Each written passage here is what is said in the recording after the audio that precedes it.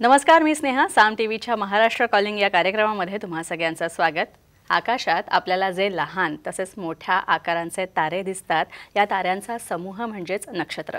नक्षत्रांमध्ये इतकी शक्ती असते की ते कोणत्याही व्यक्तीच्या आयुष्याचा कायापालट करू शकतात. आणि म्हणूनच प्रसिद्ध राज्य ज्योतिषयांत्रिक श्री माधव गुरुजी यांच्या मार्गदर्शनाखाली आपण साम टीव्हीवर नक्षत्रांवर बोलू काही ही मालिका सुरू केलेली आहे. या मालिकेच्या चौथ्या भागात आपलं स्वागत. श्री माधव गुरुजी हे आपल्यासोबत आहेत. गुरुजींचं सुद्धा स्वागत करूया. गुरुजी, तुमचं खूप खूप स्वागत आमच्या स्टुडिओत. आदेश.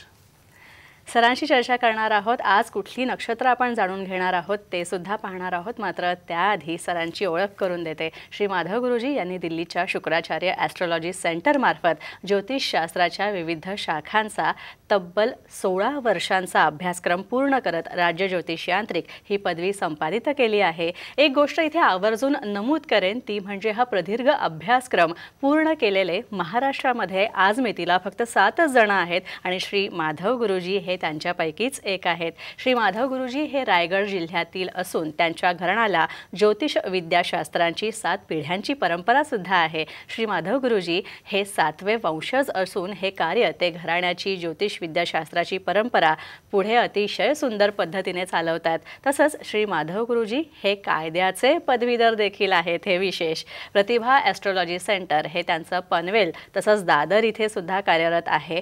माधव गुरुजी या दोन्ही सेंटरमध्ये आपली सेवा पुरवत असतात. श्री माधव गुरुजी यांना भेटायचं असेल तर आपण पनवेल या सेंटरवर सोमवार ते शुक्रवार या दिवशी जाऊ शकता. तसंच प्रत्येक शनिवारी आणि रविवारी सुद्धा शिवाजी पार्क दादर इथे आपण माधव गुरुजी यांना येऊन भेटू शकता, त्यांचं मार्गदर्शन घेऊ शकता. आणखी एक महत्त्वाची गोष्ट अशी आहे की माधव गुरुजींचं मार्गदर्शन आता पुणेकरांना सुद्धा लाभणार आहे.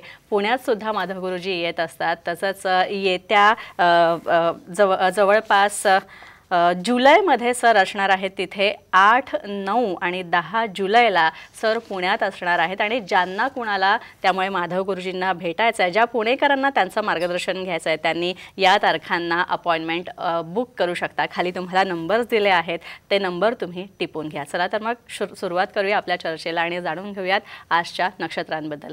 गुरुजी, आज कुठली नक्षत्र आपण अभ्यासणार आहोत? आज मॅडम आपल्याला या नक्षत्रांचं बोलू काही या मालिकेमध्ये कर्क राशीमधलं येणारं पुष्य नक्षत्र, त्याच्यानंतर वृश्चिक राशीमध्ये येणारं अनुराधा नक्षत्र आणि मीन राशीमध्ये येणारं उत्तर भाद्रपदा नक्षत्र, या 3 नक्षत्रांवरती आपल्याला आज जाणून घ्यायचं, बोलायचं. नक्कीच. गुरुजी, या तिन्ही नक्षत्रांच्या अधिपत्याखाली कोणत्या व्यक्ती असतात? नाही मॅडम, याच्यामध्ये आपल्याला पहिले हे जाणून घ्यायला लागेल की ही नक्षत्र कुणाच्या अधिपत्याखाली आहेत, म्हणजे कुठल्या ग्रहाच्या अधिपत्याखाली ही नक्षत्र आहेत. तर याच्यामध्ये सर्वात महत्त्वाचा भाग म्हणजे की ह्या नक्षत्रांना फार मोठं महत्त्व आहे. का ती शनी ग्रहाची नक्षत्र आहेत, म्हणजे की बलाढ्य प्रत्येक गोष्टीमध्ये, म्हणजे की नवग्रहांमध्ये सर्वात जास्त पॉवरफुल आणि सर्वात जास्त म्हणजे की क्युरियासिटी असलेला ग्रह जर कुठला असेल तर ते शनी महाराज आहेत. की शनी महाराजांबद्दल कुठल्याही पत्रिकेवर भाकीत करताना पहिलं बघावं लागतं. आणि मग शनी महाराजांची नक्षत्र, मग शनी महाराजांची नक्षत्र ही आहेत की पुष्य नक्षत्र, त्याच्यानंतर अनुराधा नक्षत्र आणि उत्तर भाद्रपदा नक्षत्र. मग त्याच्यामधलं कर्क राशीमध्ये म्हणजे चंद्राच्या राशीमध्ये हे कर्क राशीमध्ये येणारं हे नक्षत्र येतं पुष्य नक्षत्र. त्यानंतर मंगळाच्या वृश्चिक राशीमध्ये येणारं नक्षत्र येतं अनुराधा नक्षत्र आणि गुरुच्या मीन राशीमध्ये येणारं उत्तर भाद्रपदा नक्षत्र. ही शनी महाराजांच्या आधिपत्याखालची 3 नक्षत्र आहेत. गुरुजी, तुम्ही आता म्हणालात की पुष्य नक्षत्र किंवा शनी महाराजांचं नक्षत्र, तर यामध्ये काय वेगळेपण आहे? मॅडम, सर्वात मोठा वेगळेपणा म्हणजे ना की नक्षत्रांवर बोलू काही किंवा नक्षत्र हा विषय ज्यावेळेला सुरुवातीला म्हणजे ज्यावेळेला ॲस्ट्रॉलॉजीमध्ये दीक्षा दिली जाते, म्हणजे भविष्य सांगण्याकरता किंवा भविष्य शिकवलं जातं, तुम्हाला अभ्यासक्रम शिकवला जातो पूर्णपणे, त्याच्यामध्ये जशी पंचांगाची ओळख करून झाल्यानंतर पंचांगाची एक ओळख होते आणि मग नक्षत्र शिकायला ज्यावेळेला घेता तुम्ही त्यावेळेला प्रदीर्घ अभ्यास म्हणजे की डीप स्टडी तुमचा चालू होतो. याच्यामध्ये जसं आपण पण बघितलं तर अगोदरच्या 3 भागांमध्ये आपण वेगवेगळ्या नक्षत्रांवरती बोललो आहे, म्हणजे लगभग आपण 9 नक्षत्रांवरती बोललो आहे, म्हणजे 27 मधले 9 नक्षत्र आपली बोलून झालेली आहेत. आणि मग त्याच्यानंतर आपण ही 3 नक्षत्र घेतली. का तर ही नक्षत्र आहेत हीच खूप महत्त्वाची आहेत, म्हणजे का तर ही शनी महाराजांची नक्षत्र आहेत आणि ज्याप्रमाणे ती नक्षत्र आहेत त्याप्रमाणे डेफिनेटली की त्याचं सगळ्या डेफिनेशन म्हणण्यापेक्षा त्यांचे होणारे परिणाम आणि त्यांच्यामध्ये असलेले अंगीभूत गुण हे बाकी नक्षत्रांपेक्षा पूर्णपणे भिन्न आहेत. आता याचं नॉर्मली जर आपण पहिलंच उदाहरण बघितलं तर पुष्य नक्षत्र, की एक पुष्य नक्षत्र ऐकल्यानंतर आपल्या सगळ्यांच्या परिचयाचं नक्षत्र आहे, म्हणजे प्रत्येकाला या नक्षत्राबद्दल परिचय आहे, परंतु हे शनी महाराजांचं नक्षत्र आहे. आणि मग आपल्याला माहिती आहे की याच्यावरती मुहूर्तांमध्ये फार महत्त्व येतं. म्हणजे की मुहूर्ताच्या ह्याच्यामध्ये बघितलं असताना जसं आपल्याला सगळ्यांना एक मुहूर्त माहिती आहे की गुरुपुष्यामृत योग, की आपण सगळेजण म्हणतो की अरे हा गुरुपुष्यामृत योग आहे आणि वर्षातून साधारण 3-1 वेळा हा मुहूर्त येतो सुद्धा की गुरुपुष्यामृत योग येतो. म्हणजे तर मग गुरुपुष्यामृत योग आपल्याला खूप हे त्याच्यामध्ये भावून सोडतो. पण या गुरुपुष्यामृत योग होण्याकरता जे पुष्य नक्षत्र गुरुवारी यावं लागतं त्याचं आधिपत्य कुणाचं आहे तर शनी महाराजांचं आहे. म्हणजे शनी महाराजांचे पुष्य नक्षत्र असून ते ज्यावेळेला गुरुवारी येतं त्यावेळेला त्याच्यामध्ये गुरुपुष्यामृत योग येतो. 3.5 मुहूर्तांना जेवढं महत्त्व आहे तेवढं महत्त्व या एका मुहूर्ताला दिलं जातं. हा गुरुपुष्यामृत योगामध्ये योग येतो हे आपल्याला सगळ्यांना माहिती आहे. परंतु ह्याच्याबरोबर अजून पुष्य नक्षत्राचा एक योग येतो की ज्या दिवशी रविवार आणि पुष्य नक्षत्र हे एकत्र येतं त्यावेळेला रवी पुष्कर योग येतो. म्हणजे जसं तुम्हाला की हा योग माहिती आहे गुरुपुष्यामृत, तसा रवी पुष्यामृत योग पण येतो. रवी पुष्यामृत योग देखील गुरुपुष्यामृत योगा इतकाच पॉवरफुल असतो. कदाचित ते आपल्याला माहिती नसेल परंतु ह्याच्यापुढे आवर्जून तुम्ही रवी पुष्यामृत योग सुद्धा बघा, हा सुद्धा तितकाच पॉवरफुल आहे. म्हणजे तर मुहूर्तामध्ये की मुहूर्त बघायला पाहिजे का किंवा मुहूर्तावर काय आहे याच्याकरता आपण एक सेपरेट एपिसोड पण केलेला आहे. परंतु आजच्या या कार्यक्रमाच्या निमित्ताने आपल्याला सांगू इच्छितो की ज्या वेळेला हा भविष्यशास्त्रामध्ये नक्षत्रांचा विषय चालू होतो, शिकवणं चालू होतं, त्याच्या वेळेला या नक्षत्रांपासून त्याचा टायपच बदलून जातो. म्हणजे जर शिकवायचा ढाचा असतो किंवा शिकवण्याचा एक क्रमांक आहे किंवा शिकवण्याचा एक बेसिक गोष्ट आहे की ती त्या नक्षत्रांमधली प्रामुख्याने सांगितली जाते, तो ढाचा जो आहे तो या 3 नक्षत्रांच्या बाबतीत पूर्णपणे बदलला जातो. का तर या नक्षत्रांच्या बाबतीमध्ये हे शिकवलं जातं की ही नक्षत्र प्रत्येक ठिकाणी म्हणजे उद्या ज्यावेळेला प्रश्नकुंडली ड्रॉ करायची आणि त्या दिवशी जर यातलं कुठलं नक्षत्र असेल तर त्या प्रश्नकुंडलीमधली आन्सरसुद्धा चेंज होतात. ज्यावेळेला तुम्हाला एखाद्या गोष्टीकरता मुहूर्त आहे, माणूस विचारायला येणार आहे मी हे करू का नको करू, याच्यामध्ये माझं काय हे राहील किंवा एखाद्याची वस्तू हरवलेली असेल किंवा अन्य काही प्रश्न असतील ज्याला पूर्णपणे प्रश्नकुंडली बेस आहे किंवा तुम्हाला त्यावेळेला पंचांगाचा सहारा घ्यायचा आहे, त्यावेळेला आवर्जून नक्षत्र बघायला लागतं. आणि त्यावेळेला ज्यावेळेला हे नक्षत्र येतं त्याच्या वेळेला ह्या नक्षत्रांवरती पूर्णपणे डिपेंड असतं की त्या गोष्टीचा रिझल्ट काय असेल आणि ही रिझल्ट देणारी नक्षत्र आहेत. त्याच्यामुळे ह्या नक्षत्रांपासून हे शिकवलं जातं की या नक्षत्रांवर काय करावं आणि काय करू नये. तुमच्या सगळ्यांना अजून विषयामध्ये इंटरेस्ट व्हावा आणि समजा लेट कोणी करंट जागा झाला असेल तर त्यांच्याकरता हे सांगायचं आहे की पुष्य, अनुराधा आणि उत्तर भाद्रपदा या 3 नक्षत्रांबद्दल आपण बोलतोय. का तर सरासरी एव्हरेजमधल्या म्हणजे उद्या 100 लोकांची आपण संख्या घेतली की 100 लोकांना आपण एकत्र एका हॉलमध्ये बसवलं, आपण विचारलं नाही की तुमच्या राशी कुठल्या आहेत किंवा तुमची नक्षत्र कुठली आहेत, तर 100रांचा आपण ज्यावेळेला बायोडाटा चेक करू त्यावेळेला आपल्या लक्षात येईल की 60 लोक याच नक्षत्रांचे असतात. म्हणजे ओव्हरऑल या पृथ्वीवरती सर्वात जास्त या नक्षत्रांची लोक आहेत. त्याच्यामुळे ह्याबाबत बोलताना मी पुन्हा एकदा नक्षत्रांचा उच्चार केला की ह्या 3 नक्षत्रांबद्दल आपण बोलतोय. आता ह्याच्यामध्ये हे समजावून घ्यायला पाहिजे की या नक्षत्रांमध्ये काय करायला पाहिजे आणि काय नाही करायला पाहिजे. आता गुरुपुष्यामृत योग आणि पुष्य नक्षत्र म्हणल्यावर आपल्याला एकदम आनंद होतो. निश्चित हे खूप शुभ आहे. म्हणजे हे नक्षत्र अत्यंत शुभ आहे. गुरुच्या याच्यामध्ये म्हणजे की कर्क राशीमध्ये चंद्राच्या हे नक्षत्र येतं आणि गुरुवारी ज्यावेळेला गुरुच्या प्रभावाखाली येतं. कालापुराणमध्ये असं म्हणलेलं आहे की शनी महाराजांनी जी दीक्षा घेतली म्हणजे त्यांनी संपूर्ण ज्ञान जे प्राप्त करून घेतलं ते ज्ञान संपूर्ण त्यांना बृहस्पती अर्थातच गुरुकडनं मिळालं. म्हणजे आणि गुरु या ग्रहाकडनं त्यांनी ज्ञान प्राप्त करून घेतलेलं आहे. तर गुरु शिष्य हा संवाद याच्यामध्ये येतो म्हणजे आणि तो अत्यंत शुभ धरला जातो. म्हणून मग गुरुपुष्यामृत योग येतो की गुरुवार आणि पुष्य नक्षत्र एकत्र येतं. पण हे पुष्य नक्षत्र झालं, अनुराधा नक्षत्र झालं, त्याच्यानंतर मग तिसरं आपण विचारामध्ये घेतलं ते उत्तर भाद्रपदा नक्षत्र. तर या तिन्ही नक्षत्रांवरती काय करायला पाहिजे आणि काय नाही करायला पाहिजे ह्या गोष्टी आपण जास्त समजून घ्यायला पाहिजेत. म्हणजे तर पहिली गोष्ट म्हणजे की तुम्हाला धान्य खरेदी करायचं असेल, तुम्हाला सोनं खरेदी करायचं असेल, तुम्हाला कपडे खरेदी करायचे असतील, अन्य कुठल्या गोष्टी तुम्हाला खरेदी करायच्या असतील, विशेष करून कमर्शियल म्हणजे की दुकानाचा गाळा खरेदी करायचा असेल किंवा कमर्शियल व्हेकल खरेदी करायचं असेल तर ह्या नक्षत्रांसारखा दुसरा चांगला दिवस नाही. 100% या नक्षत्रावरती तुम्ही खरेदी करा. तुम्ही म्हणजे की त्याच्यावरती पुरेपूर लाभ घ्याल. म्हणजे कपड्यांचा तुम्हाला पूर्णपणे चांगला लाभ होईल की ते कपडे टिकतील. धान्य तुमच्याकडे बहुमूल्य राहील की भरपूर वेळ ते धान्य टिकून राहील, त्याचा तुम्हाला व्यवस्थित वापर करता येईल, ते रुचकर राहील, ते चविष्ट राहील. आणि सोन्याचं तर आपल्याला सगळ्यांना माहिती आहे की सोनं खरेदी केल्यानंतर ते सोनं लाभी पण व्हायला पाहिजे. जर सोनं लाभलं तर तुमच्याकडे सोनं वाढत जातं, अन्यथा सोन्यामध्ये घट येते, तुमच्यावर काही संकट येतात, ते सोनं तुम्हाला मॉर्गेज ठेवावं लागतं, अशाही गोष्टी घडतात. तर जे लाभी सोनं आहे ना ते या मुहूर्तामध्ये खरेदी करतात. तर या सगळ्या गोष्टी खरेदी करण्याकरता ही नक्षत्र खूप चांगली. आता या नक्षत्रावर काय करायचं नाही ते तुम्हाला सांगतो. या नक्षत्रावरती सर्वात पहिली गोष्ट म्हणजे कुठलंही बांधकाम चालू करायचं नाही. जर कुठलंही बांधकाम तुम्ही या नक्षत्रावरती चालू करलं तर तुम्ही जवळजवळ विसरून जा की तुम्ही त्या घरामध्ये प्रवेश कराल. म्हणजे ते बांधकाम अडकवणूकच राहतं. कितीतरी राहिलेली कामं म्हणजे की अशी बांधकामामध्ये पूर्णच होत नाही. त्या ठिकाणी वास्तू व्हिजिटच्या निमित्ताने ज्यावेळेला मी जाऊन बघितलं तर त्या वास्तूमध्ये काही प्रॉब्लेम नव्हता. फक्त त्यांना विचारलं तुम्ही कधी चालू केलं, एक्झॅक्टली डेट सांगा. ते डेट काढली त्यावेळेला या नक्षत्रांमधली मिळाली. मग त्याच्या पुढचा उपाय केला त्यावेळेला ती कामं चालू झाली. तर शक्यतो या नक्षत्रांवरती बांधकाम कुठल्याही प्रकारचं चालू करणं टाळावं. आपल्याला घर घ्यायचं असेल आणि घराच्या बाबतीमध्ये आपल्याला नवीन घर घ्यायचं आहे, बुकिंग करायचं आहे, बांधायला सुरुवात करायची आहे, 100% तुम्ही या भानगडीमध्ये पडू नका. या नक्षत्रांमध्ये ते अजिबात म्हणजे अजिबात योग्य नाही. तुम्हाला स्वतःकरता वाहन घ्यायचं असेल, मगाशी म्हणून म्हटलं की कमर्शियल व्हेकल, तुम्ही टेम्पो घेत असाल, दुसरं कुठलं घेत असाल तुम्ही वाहन की ज्याचा कमर्शियल वापर करायचा आहे, एखादी गाडी तुम्ही टुरिस्ट परमिटनी घेणार आहात आणि टुरिस्ट करता बाहेर चालवणार आहात, तुम्ही या नक्षत्रावरती घ्या. पण तुम्हाला स्वतःला कार घ्यायची असेल तर 100% तुम्ही या नक्षत्रावरती घेऊ नका. दुसरी गोष्ट म्हणजे की तुम्हाला नोकरीच्या ठिकाणी पहिला दिवस आहे की जॉईनिंग व्हायचं आहे, या नक्षत्रांवरती अजिबात जॉईनिंग होऊ नका. तुम्हाला नवीन व्यवसाय चालू करायचा आहे, या नक्षत्रावरती अजिबात चालू करू नका. एक दिवस अगोदर जॉईनिंग व्हा, एक दिवस अगोदर व्यवसाय चालू करा, नाही तर एक दिवस नंतर चालू करा. एक छोटंसं उदाहरण याच्यामध्ये मॅडम द्यावंसं वाटतं की ज्यावेळेला दशरथ राजांनी प्रभू रामचंद्रांना बघितलं की आता प्रभू रामचंद्र मोठे झालेत आणि आता खरोखर राज्यकारभार ते करू शकतात, म्हणजे त्यावेळेला दशरथांनी सांगितलं वसिष्ठांना की किती दिवस अजून आपण म्हणजे की हा राज्यकारभार चालवायचा. राम आता स्वतंत्र आहे, राम आता पूर्णपणे म्हणजे की ह्या सगळ्या गोष्टीला सक्षम आहे, तर आपण रामाचा राज्याभिषेक करूया. तर वसिष्ठांना इतका आनंद झाला की अरे रामाचं राज्य येणार, राम राजा होणार. ते म्हणले की राजा कधी करायचं, म्हणले तुम्ही सांगा, तुम्ही म्हणाल त्या दिवशी करू. आणि वसिष्ठांनी पंचांग बघितलं आणि त्याच्यामध्ये पुष्य नक्षत्रावरती मुहूर्त धरला की पुष्य नक्षत्रावरती राजा करू. दशरथ राजांनी सांगितलं की तुम्ही म्हणाल तेव्हा लवकरात लवकर रामाच्या हातामध्ये राज्य म्हणजे पूर्णपणे द्यायचं, राज्याभिषेक करायचा आणि आपण निवांत व्हायचं, हे माझं स्वप्न आहे म्हणून. आणि सगळीकडे आनंद व्यक्त झाला. तेवढ्यात नारद मुनींच्या कानावर ही गोष्ट गेली की रामाचा राज्याभिषेक पुष्य नक्षत्रावरती करणार आहेत. ते वसिष्ठांना येऊन म्हणले की अहो तुम्हाला पंचांग कळतं का, तुम्ही कुठला मुहूर्त काढलाय, अहो या मुहूर्तावरती कुठे होईल काय, शनी महाराजांचं नक्षत्र आहे, राम कधी राज्यावरती बसेल, अहो खूप कालावधी जाईल, त्याच्यामध्ये होणार नाही या मुहूर्तावरती.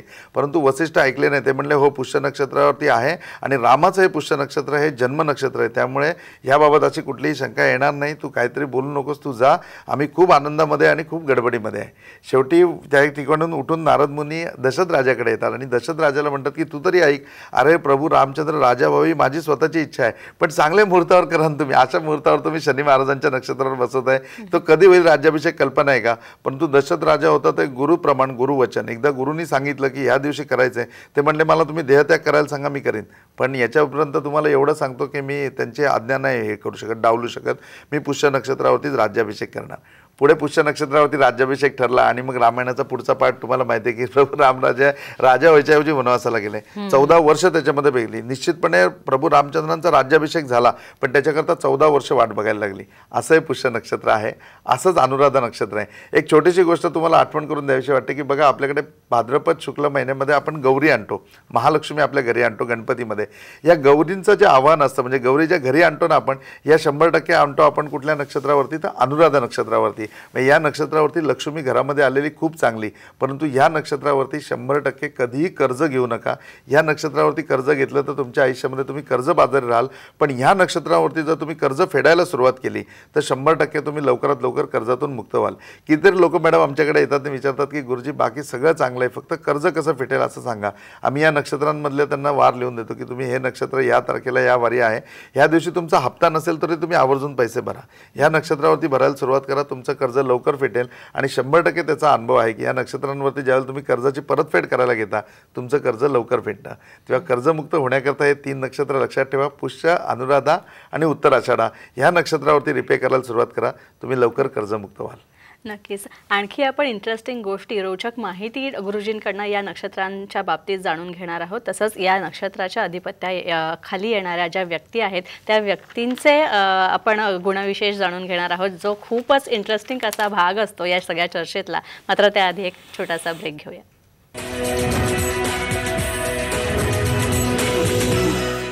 ब्रेकनंतर आपलं स्वागत. माधव गुरुजी, आता माझा सगळ्यात आवडता प्रश्न आपल्या या मालिकेमधला तो म्हणजे या नक्षत्रांमध्ये जन्मलेल्या व्यक्तींचे गुणविशेष काय, कारण ह्याबद्दल तुम्ही खूप भरभरून बोलता.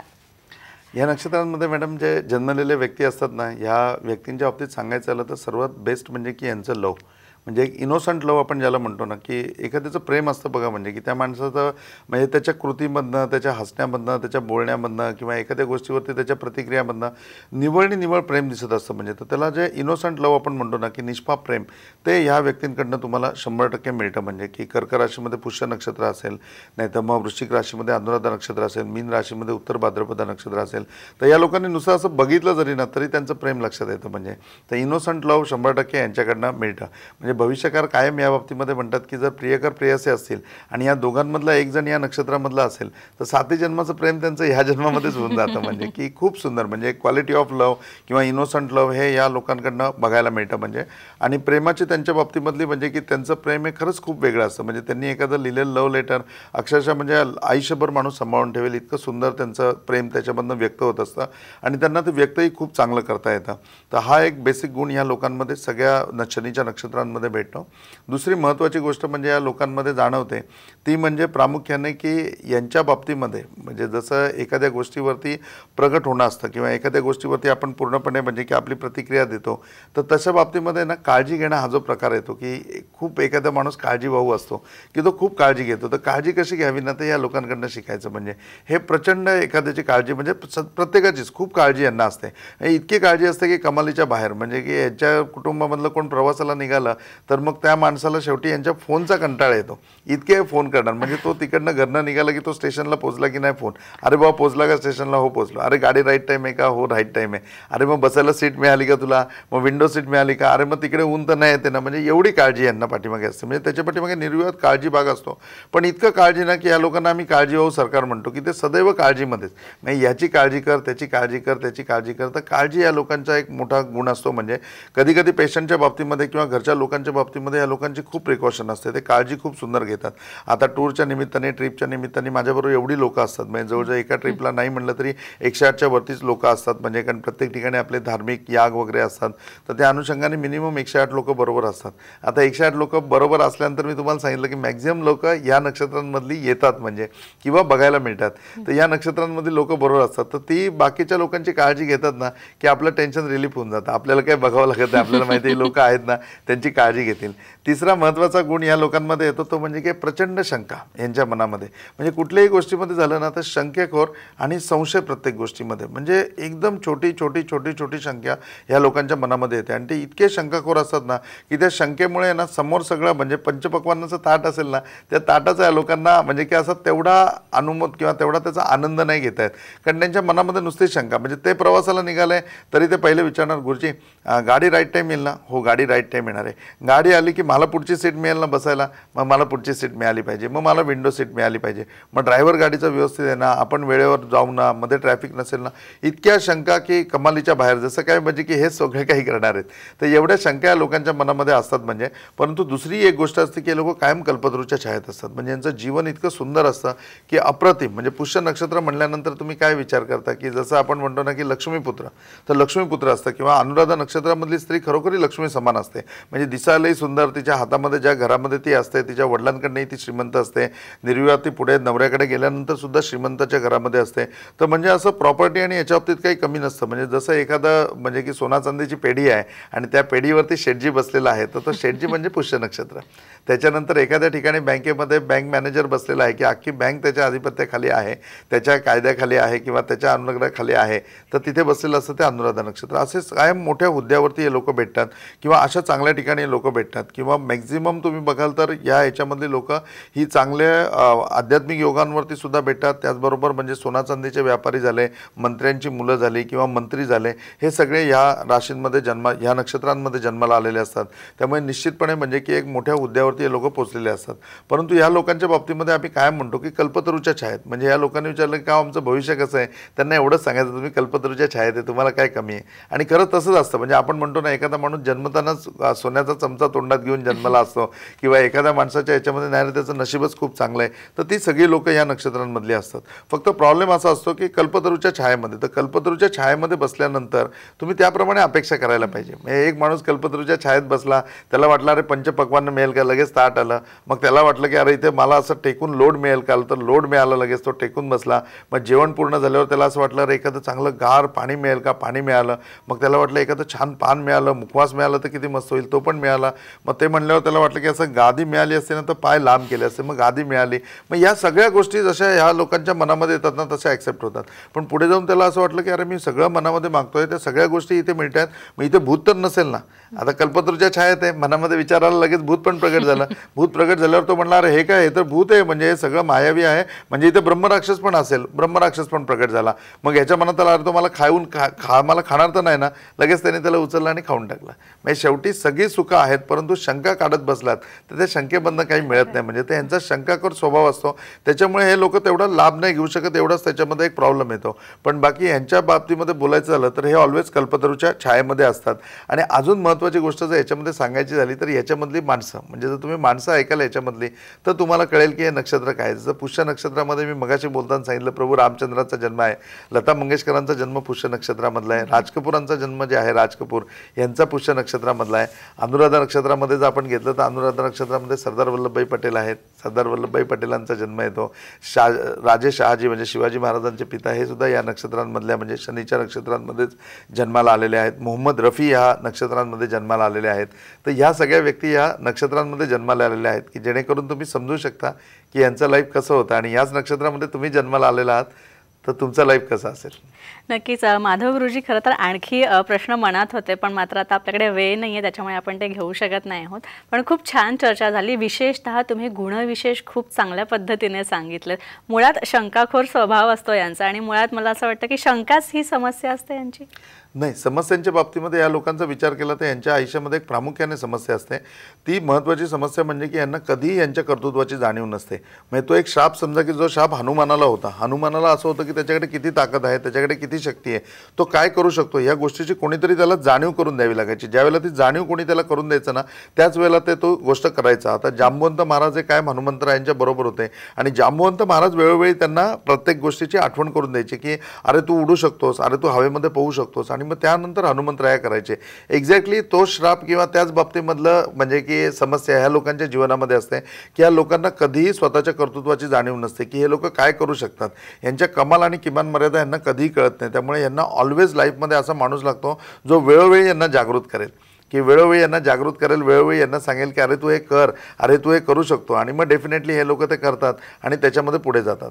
दुसरं म्हणजे की ह्यांच्या याच्यामध्ये जाणीव करून झाल्यानंतर सुद्धा हे लोक इतके आळशी असतात की आळस हा मोठा भाग. आणि प्रत्येक गोष्टीमध्ये लेट गो, प्रत्येक गोष्टीमध्ये पोस्टपोन करायचं. आज नाही रे उद्या करू, उद्या नाही रे परवा करू. माहिती असतं याचं काम आपल्याच्याने होणार आहे, आपण करू शकतो, पण ते माहिती पडल्यानंतर सुद्धा हे लोक डिले करत राहतात, प्रत्येक गोष्टीमध्ये लेट करत राहतात, आळस करत राहतात. तर तो लेट गो तुमच्यामधला गेला पाहिजे. आणि प्रत्येक गोष्टीला तुम्हाला माहिती आहे की ॲस्ट्रॉलॉजी हे मार्गदर्शनाचं शास्त्र आहे, त्यामुळे प्रत्येक गोष्टीवरती उपाययोजना देखील ॲस्ट्रॉलॉजीमध्ये आहेत. तर ह्या बाबतीमधलं प्रामुख्याने बघायचं आलं की ह्या समस्यांवरती यांच्याकरता उपाय काय असतात. तर एक आहे ना, अकरामुखी रुद्राक्ष यामध्ये खूप प्रभावी येतो. जो अकरामुखी रुद्राक्ष वापरून हे निश्चितपणे या समस्यांवरती विजय मिळवू शकतात. याच्याबरोबर कुबेर लक्ष्मी यंत्र येतं. हे कुबेर लक्ष्मी यंत्र ह्या लोकांना विशेष करून लाभदायक राहतं. जे कुबेर लक्ष्मी यंत्र पूजनामध्ये ठेवून त्याचा पूर्णपणे आशीर्वाद हे प्राप्त करून घेऊ शकतात आणि यांच्या आयुष्यामध्ये 100% प्रगती करू शकतात. यांच्या आयुष्यामध्ये ती जाणीव होऊ शकते की हे काय करू शकतात आणि ती जाणीव करून झाल्यावर निश्चितपणे ती प्रगती हे आत्मसात करू शकतात. त्या प्रगतीवरती हे पूर्णपणे चालू शकतात. नक्कीच अतिशय रोचक चर्चा माधव गुरुजी पुन्हा एकदा या तिन्ही नक्षत्रांवर झालेली आहे. या चौथ्या भागात तुम्ही इथे आलात आणि या मार्गदर्शनासाठी तुमचे खूप खूप आभार. साईनाथ आप सबकी भली करे, गुरु गोरक्षनाथ आप सबकी भली करे, श्री गुरु निरंजननाथ विजय तेतराम आदेश. यानंतर आपण इथेच थांबतोय. पुन्हा भेटूया नवीन अशा काही इंटरेस्टिंग विषयांसह. तोपर्यंत नमस्कार.